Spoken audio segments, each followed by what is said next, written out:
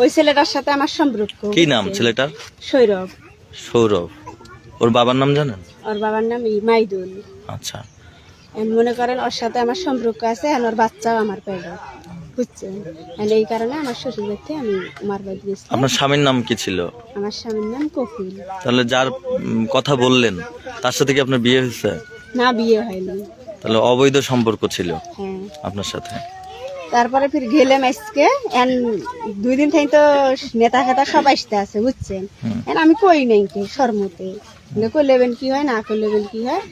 জিনিসটা দেই যত চাপা দিয়ে আহি অত বেশি হয়, আমার উপরে বিশাল চাপে। আমরা তো আরামে ঘুম পেরবে নিচ্ছে। এই তুপুর মান সাক্ষী সগে আছে।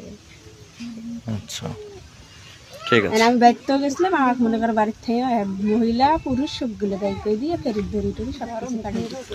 আপনাকে ধরে নেই কে, মানে এমনি ধাক্কা ধাক্কি ঘুরে নাড়া করি, আমাকে ফেরিতে হাত ধরি, পুরুষ মানুষ তুলি এই পাশে দিয়ে গেল, কালে আমি ব্যর্থ আসি, কয় এই পাশে নামে দিয়ে কালে দড়িটা খুলি দেই, কয়া দড়ি খোলার কথা কয়া খুলি গেছে পার, ওই পারে যাওয়া যায় না।